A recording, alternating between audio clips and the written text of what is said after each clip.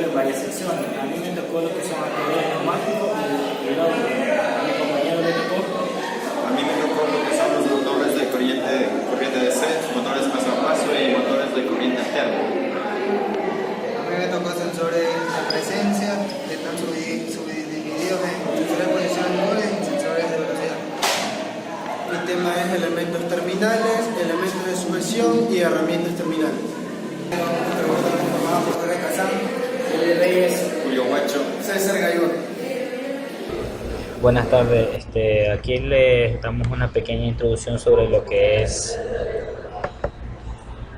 actuadores neumáticos y actuadores hidráulicos y transmisiones reductores que corresponde a nuestro proyecto. En lo que corresponde al libro de Barrientos de morfología de los robots, hice una pequeña diapositiva en donde explicaré brevemente lo que es cada tema, lo que son transmisiones y reductores. Mi nombre es Jordi Reyes Espín y me tocaron estos siguientes temas. Lo que son transmisiones y reductores son los elementos que transmiten el movimiento entre los actuadores y las articulaciones que pueden convertir en movimientos lineales y circulares y viceversa. ¿Qué quiere decir eso? Que cuando tenemos un robot, el robot coge y estas articulaciones ayudan a que cada uno cumpla un cierto movimiento. Por ejemplo, rota.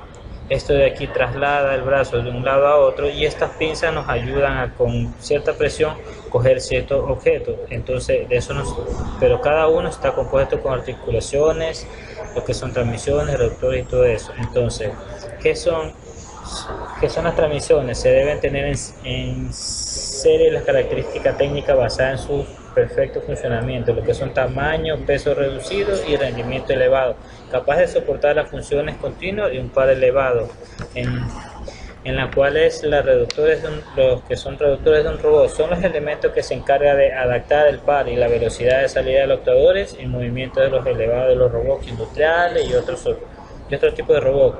En lo que se utiliza, las grandes prestaciones son la reducción elevada y salida de nominal alto, compacto y ligero, bajo momentos de inercia y altos rendimientos, velocidad de entrada y salida, bajo juego angular y alta rigidez torsional. ¿Qué significa esto? Que cada robot, cada brazo que se cree debe tener un buen rendimiento, una buena torsión, tener la suficiente fuerza y tratar de que el robot cumpla el objetivo sin menos fallas. Y lo que son actuadores neumáticos, los actuadores neumáticos son la transformación de energía acumulada en el aire comprimido en el trabajo mecánico de movimiento circular o movimiento rectilíneo. Los actuadores neumáticos se clasifican de dos grandes grupos, ya sea por cilindro neumático o motores neumáticos. Aquí tenemos unos ejemplos en lo que podemos ver lo que son cilindros neumáticos y lo que son motores neumáticos. Para esos podemos utilizarlos, ya que son neumáticos, para más que son lo que son fluidez, para el robot que son un poco de velocidad, porque eso no te soportan los neumáticos, no soportan mucho lo que es el peso, más son para tipo de rapidez y poco peso. Y los que son hidráulicos, los hidráulicos son que sirven para a través de fluido y presión, generalmente tipo de aceite o algún otro tipo de mineral, que dentro del brazo hace que vayan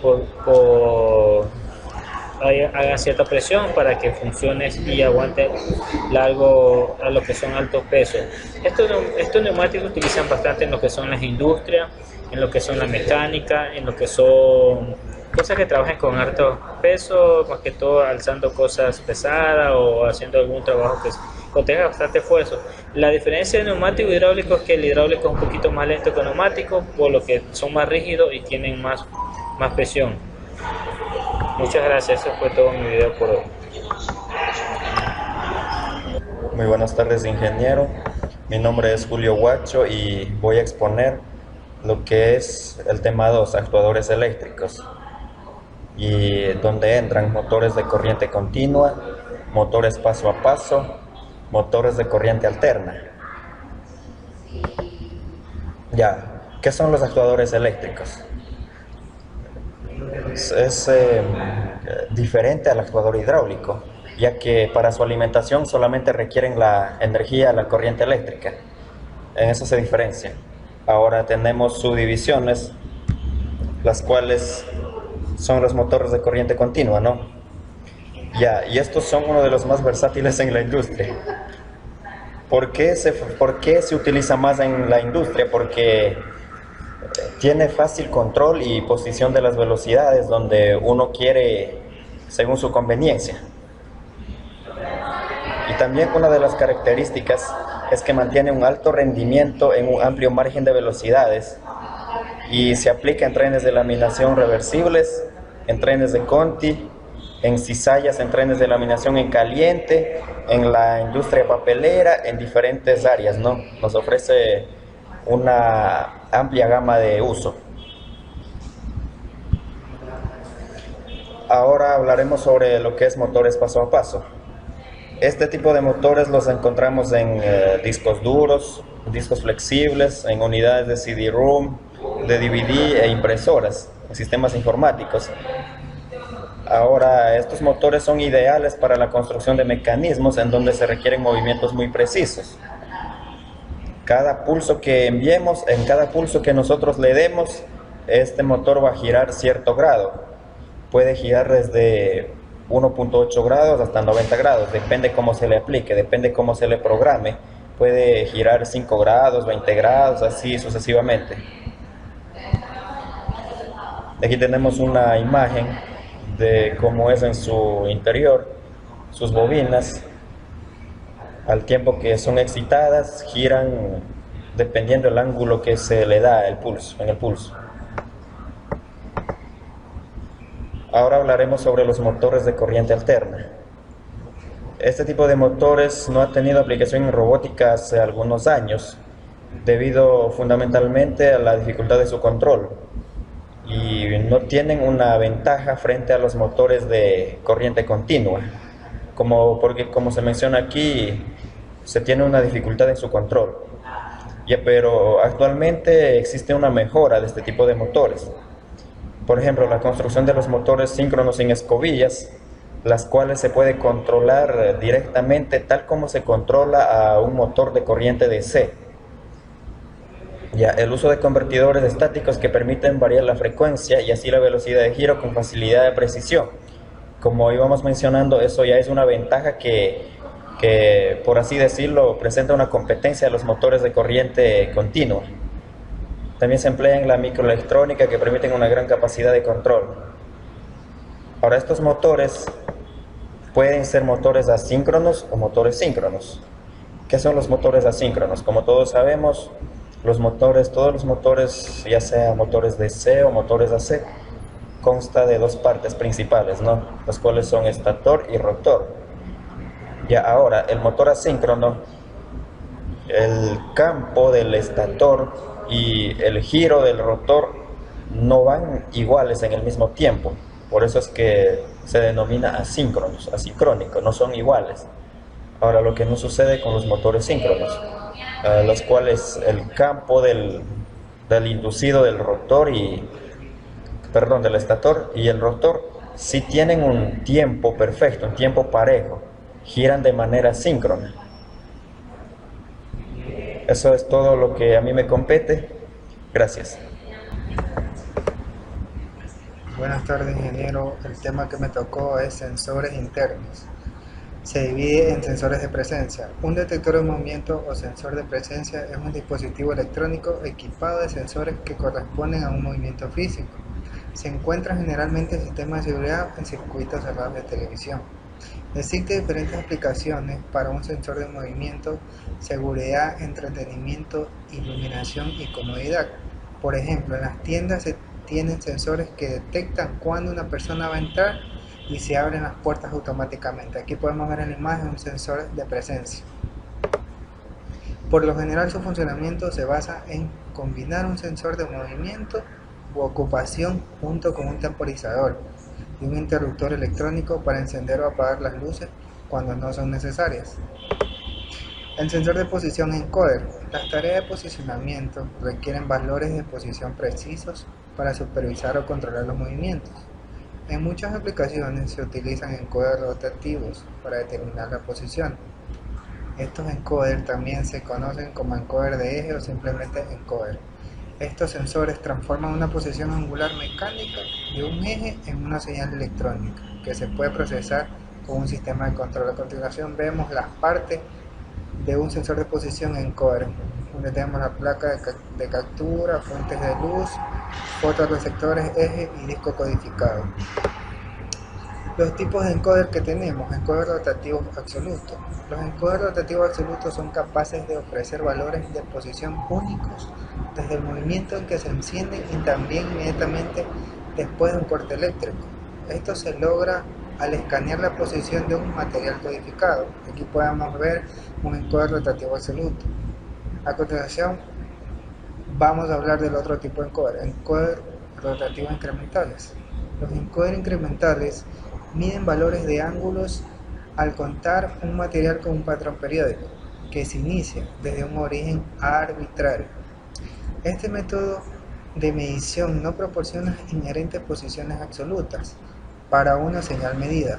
Por lo tanto, es inevitable el autodireccionamiento inicial a un punto de referencia en todas las tareas de posicionamiento, tanto al iniciar el sistema de control como cuando se haya interrumpido el suministro eléctrico al codificador. Aquí podemos ver el encoder rotativo incremental. A continuación vamos a hablar del sensor de velocidad. Los sensores de velocidad están diseñados como una alternativa a los tradicionales encoders. No necesitan contacto con los dispositivos gracias a su sistema magnético. En conjunto con una rueda dentada, permite la medición de movimientos rotatorios. Son una solución que permite ahorrar gran cantidad de espacio. Entonces, aquí en la imagen podemos ver un sensor de velocidad. Gracias. Eso es todo lo que me comenta mi tema. Bien, el tema será elementos terminales. Luego de haber tratado distintas partes de la morfología del robot, llegamos a los elementos terminales. ¿Qué son los elementos terminales? Son también llamados efectores finales, son los encargados de interactuar directamente con el entorno del robot. Un ejemplo muy fácil de entender: vemos a la izquierda un brazo robótico y en la punta del mismo se encuentra una pinza. La pinza es el medio con el que el robot va a interactuar con su entorno para ejecutar un trabajo. Obviamente este sería el elemento terminal. Tendremos un caso un poco más especial del lado derecho. Tenemos al robot Nao. En cada extremidad habrá elementos terminales porque este robot humanoide interactúa con su entorno con cada extremidad que tiene.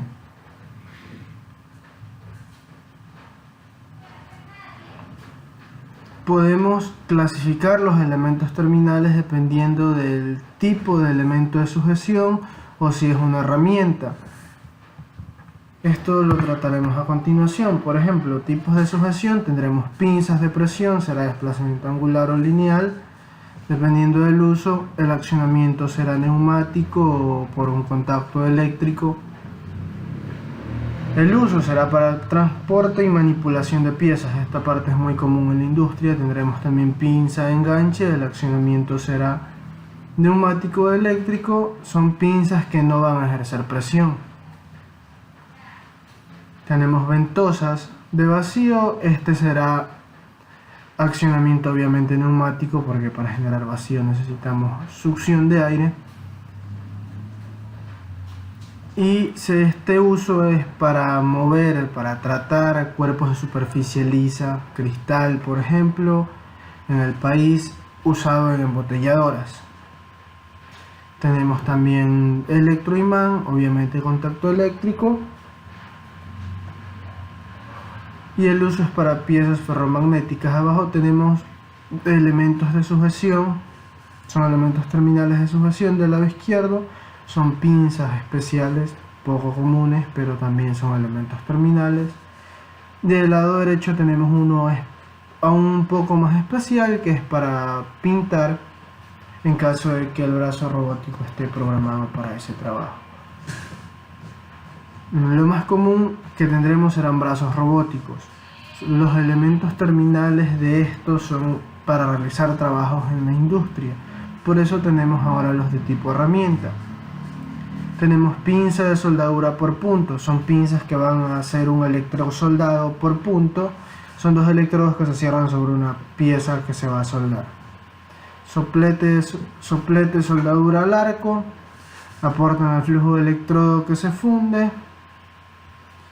Cucharón para colada, esto es para trabajos de fundición. Atornillador, suele incluir alimentación de tornillos, pero esto es para ensamblar piezas específicamente. Fresa lija es para perfilar, eliminar rebabas, pulir y fabricar piezas básicas en algunos casos. Pistola de pintura, este va a ser por pulverización obviamente. Cañón láser es para corte de material principalmente, también para soldadura o inspección. Cañón de agua a presión, este es para corte de materiales. Podemos ver aquí 4 ejemplos de brazos robóticos usados, 2 de ellos en la industria, los otros 2 son didácticos. Tenemos del lado izquierdo 2 soldadores y del lado derecho 2 manipuladores.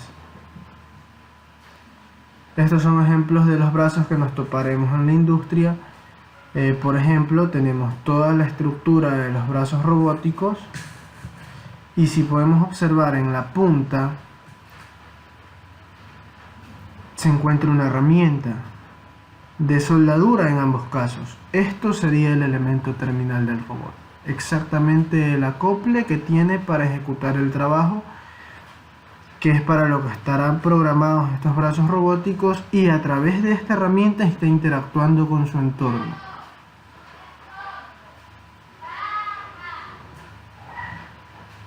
Ya, ahora tenemos brazos robóticos aquí de tipo manipulador, el de abajo se ve más de uso didáctico, pero estos se encargarán de mover piezas. Con sus tenazas presionarán una pieza y la moverán de un lado a otro, lo ubicarán. Bueno, espero que el tema haya quedado claro. Eso sería todo de mi parte.